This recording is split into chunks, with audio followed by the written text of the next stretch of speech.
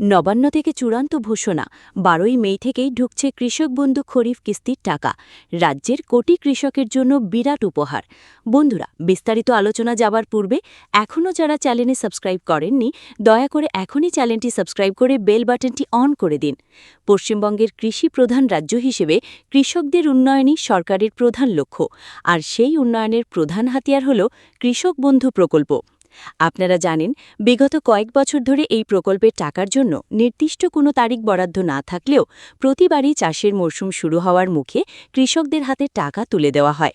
কিন্তু ২০২৬ সালের খরিফ মরশুমের টাকা নিয়ে যে ধোঁয়াশা তৈরি হয়েছিল, আজ সরাসরি নবান্নের উচ্চ পর্যায় থেকে সেই জট কেটে গেল। হ্যাঁ বন্ধুরা, আপনারা ঠিকই শুনেছেন।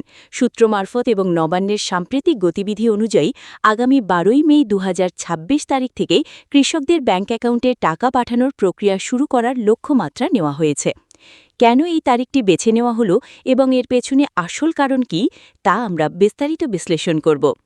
আমরা যদি বিগত বছরগুলোর দিকে একবার ফিরে তাকাই, তবে দেখতে পাব ২০২১ সালে টাকা দেওয়া হয়েছিল ১৭ই জুন, ২০২২ সালে সেই তারিখটি ছিল ২৭শে জুন, ২০২৩ সালে পঞ্চায়েত ভোটের আবহে ২৬শে এপ্রিল দ্রুত টাকা দেওয়া হয়েছিল, ২০২৪ সালে ১২ই জুন টাকা রিলিজ করা হয়, ২০২৫ সালে ২৯শে জুলাই পর্যন্ত সময় লেগেছিল।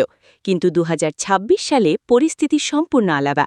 বর্তমানে রাজ্যে নির্বাচনের আবহ চলছে। আজ ২৯শে এপ্রিল দ্বিতীয় দফার ভোট সম্পন্ন হচ্ছে। প্রশাসনের অন্দরে কিন্তু কাজ থেমে নেই। ব্লক লেভেলে এবং এগ্রিকালচার অফিসে ইতিমধ্যেই ডেটা ভেরিফিকেশন এবং পেমেন্ট রিলিজের ফাইল প্রস্তুতির কাজ প্রায় শেষের দিকে। সূত্র বলছে, মে মাসের মাঝামাঝি সময়ে অর্থাৎ ১২ তারিখ নাগাদ নবান্ন থেকে সরাসরি রিমোট টিপে কৃষকদের অ্যাকাউন্টে ডিজিটাল পদ্ধতিতে টাকা পাঠানোর ঐতিহাসিক সিদ্ধান্ত নেওয়া হতে পারে। পশ্চিমবঙ্গের বর্তমান সরকারের অগ্রাধিকারের তালিকায় সবসময় থাকে কৃষক ও মহিলাদের কল্যাণ। বর্তমান সরকার যদি পুনরায় ক্ষমতায় ফেরার ইঙ্গিত পায় বা ভোটের পরবর্তী প্রশাসনিক তৎপরতা বৃদ্ধি পায়, তবে রেজাল্ট বেরোনোর আগেই বা তার পরপরই এই সুবিধা দেওয়ার পরিকল্পনা থাকে। যেহেতু ১২ই মে নাগাদ বড় কোনো প্রশাসনিক সভা হওয়ার কথা রয়েছে, তাই সেখান থেকেই মুখ্যমন্ত্রী বা কৃষি দপ্তর এই টাকার ঘোষণা করতে পারেন। এটি কেবল টাকা নয়, খরিফ চাষের বীজ এবং সার কেনার জন্য কৃষকদের কাছে একটি বিশাল বড় অক্সিজেন। রিপোর্ট অনুযায়ী সব জেলায় একসাথে টাকা ঢুকলেও কিছু জেলার কৃষকদের ডেটা আগে ক্লিয়ার করা হয়েছে।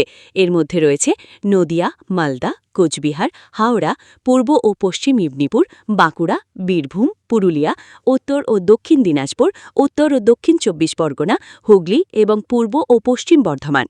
বিশেষ করে যাদের স্টেটাসে ইতিপূর্বেই এডিএ আপলোডের ডেট চলে এসেছে, তারা নিশ্চিত থাকতে পারেন যে আপনাদের টাকা সবার আগে ঢুকবে।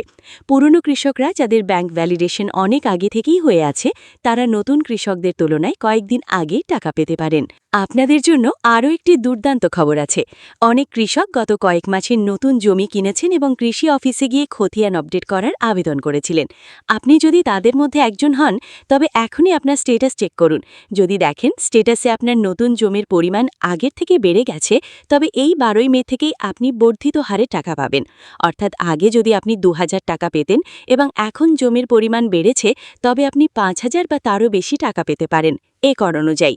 বন্ধুরা, টাকা দেওয়ার ঘোষণা হলেও আপনি যদি এই ৩টি কাজ না করে থাকেন, তবে কিন্তু ১২ই মে আপনার অ্যাকাউন্টে ১ টাকাও আসবে না। ১. আধার লিঙ্কিং।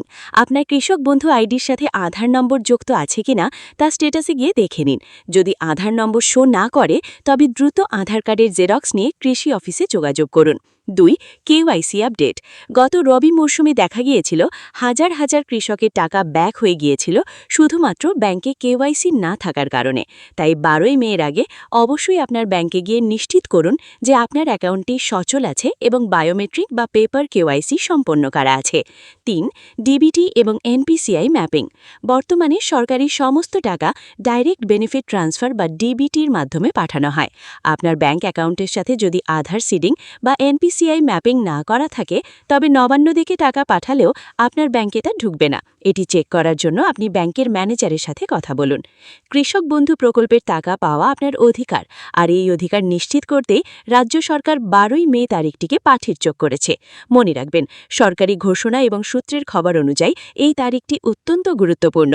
যারা নতুন করে আবেদন করতে চান বা নাম সংশোধন করতে চান, তারা ভোটের পর্ব শেষ হতেই অর্থাৎ জুন মাসের শুরু থেকেই কৃষি অফিসে গিয়ে পুনরায় নতুন ফর্ম জমা দিতে পারবেন। বন্ধুরা, আজকের এই ইনফরমেশনটি যদি আপনাদের সামান্যতম উপকারে আসে, তবে ভিডিওটি আপনার গ্রামের বা এলাকার সমস্ত কৃষক বন্ধুদের সাথে শেয়ার করে দিন, যাতে কেউ এই সুযোগ থেকে বঞ্চিত না হয়। আর এই 12ই মে টাকা ঢোকা নিয়ে আপনার মতামত কি? আপনার স্ট্যাটাসে এখন কি দেখাচ্ছে তা অবশ্যই কমেন্ট করে জানান।